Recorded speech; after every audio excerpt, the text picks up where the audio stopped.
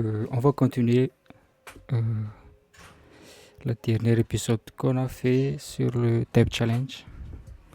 Et on va prendre encore 30 minutes et voir jusqu'où on peut y aller. Et dans la dernière épisode, je suis bloqué sur l'implémentation de l'exclude par défaut du TypeScript. Et en fait, le problème, la solution, c'est quelque chose que je n'ai pas connu encore à ce moment-là. C'est l'utilisation du distributive conditional type. Et d'ailleurs, j'ai déjà fait une vidéo à propos de ça, donc je vais vous mettre le lien dans la description si ça vous intéresse. Mais aujourd'hui, on va partir directement sur le prochain challenge. Je crois que la dernière challenge qu'on a fait la dernière fois, c'est l'implémentation de Concat. Oui. Donc, dans cet deuxième épisode, on va partir sur l'implémentation de ici, l'implémentation de include de TypeScript. Donc, on va pas perdre du temps, on va commencer directement. Et donc, premièrement, on va lancer un timer sur Google. Voilà. Et bon, on nous dit d'implémenter la reinclude. Cet type utilitaire-là va prendre deux paramètres et va retourner true ou false si l'élément est inclus ou pas. Et à mon avis, on peut utiliser les mapping type pour exclure les éléments, pour tester si l'élément est inclus ou pas. Donc on va faire des extends 2.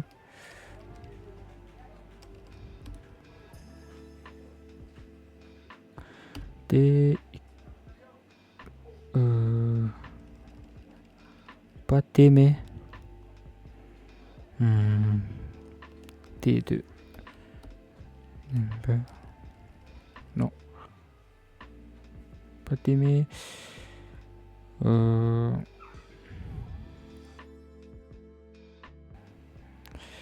si T de name. On va récupérer les éléments de l'array et on va tester si l'extends de U. Si c'est le cas, on va retourner true, sinon false.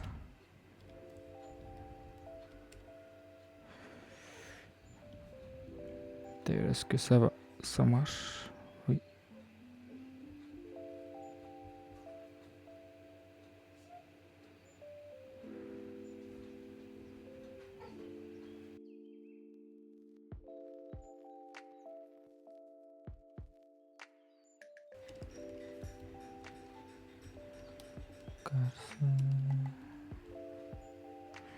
Et on va tester si T extends de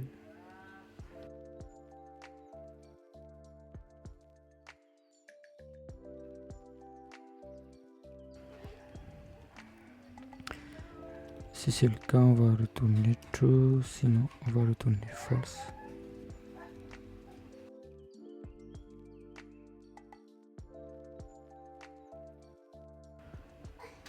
Au lieu de retourner ça,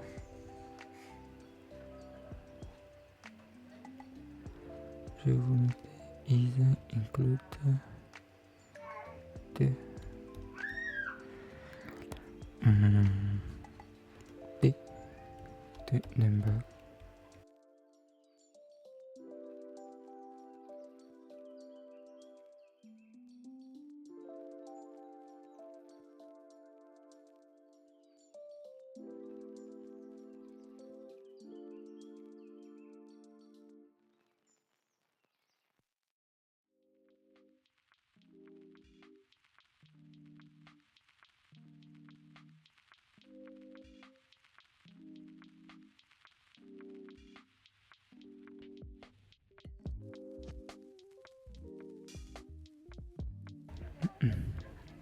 the extends the number of string.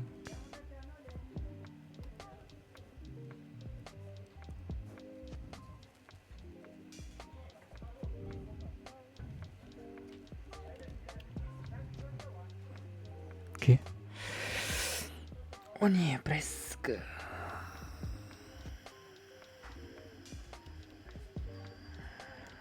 Boolean.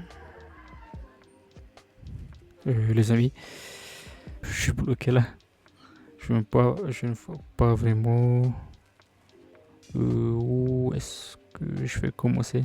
Là, j'ai pu régler certains use cases, mais sur des use cases où l'input possède des objets ou des booléens, genre comme ça, c'est là qu'il plante. Donc pour l'instant, je ne vois pas comment je vais régler ça. J'ai fait pour le faire. Mais ok, on va regarder directement la solution. Comment ils ont fait ça? Check out solution.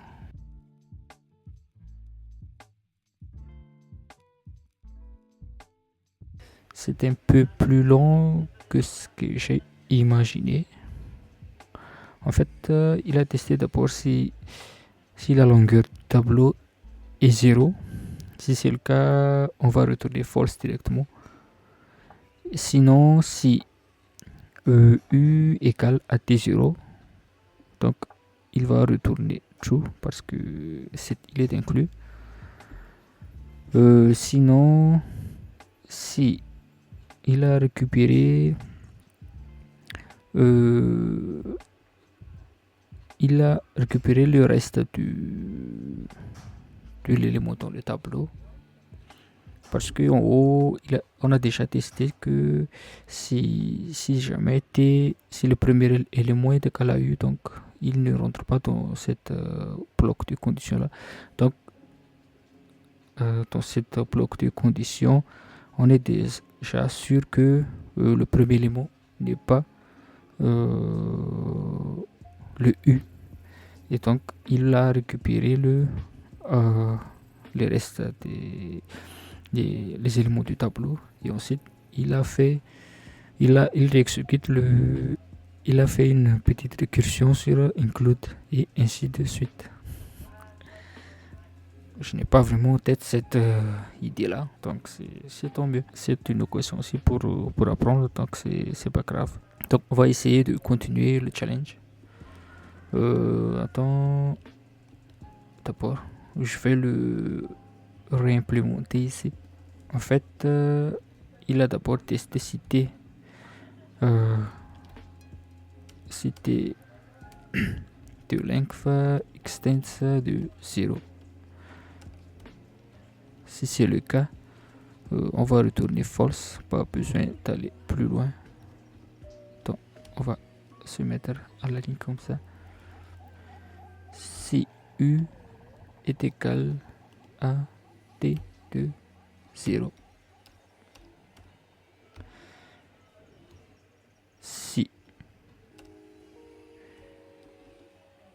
Si oui, on va retourner true. Et sinon, on va récupérer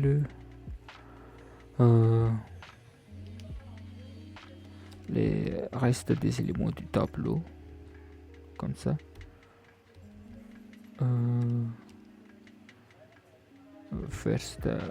Par exemple, first any. Et ensuite, on va récupérer les restes des éléments du tableau. On va l'inférer. Et ensuite, on va réexécuter include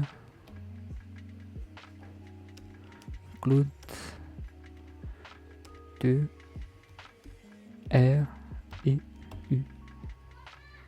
Donc voilà. Ok, on va continuer dans le prochain le challenge suivant, l'implémentation de arrêt push.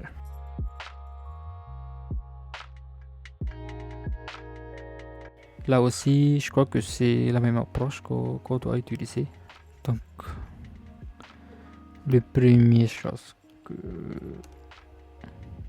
qu'on doit faire, c'est d'abord s'assurer que TXtend c'est un tableau. Ok. Et ensuite ici,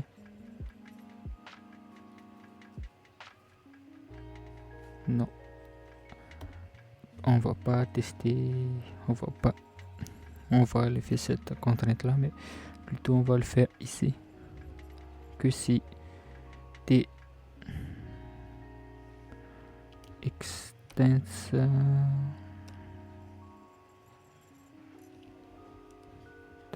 de ini. Ok. Donc on va retourner t plus u. Sinon never.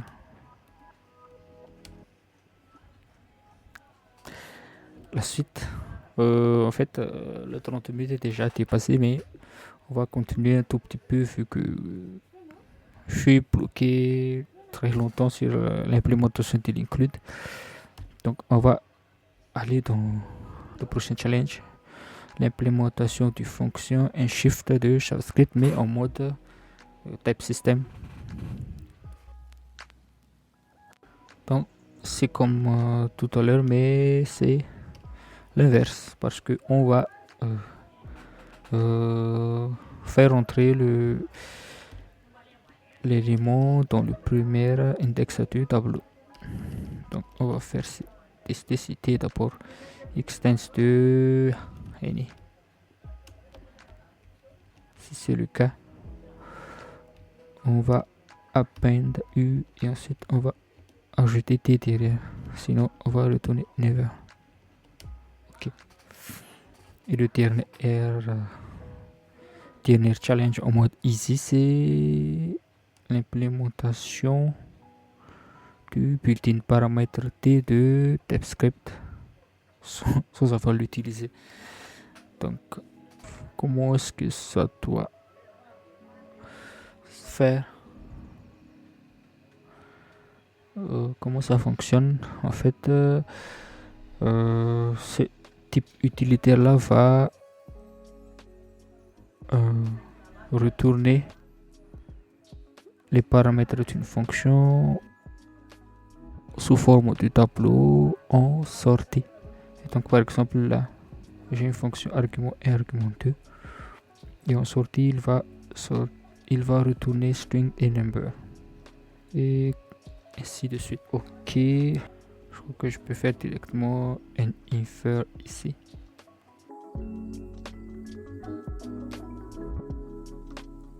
Et retourner directement R. Est-ce qu'on peut faire ça? Non, on peut pas faire. On peut pas faire ça. En fait,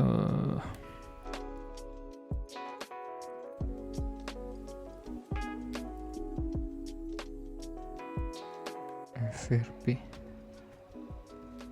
P. Non.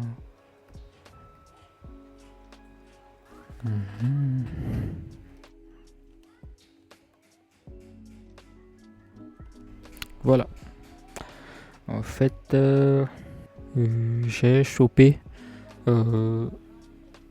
l'argument du fonction dans l'objet, dans le paramètre générique P, et je l'ai juste retourné parce que là ici ça va retourner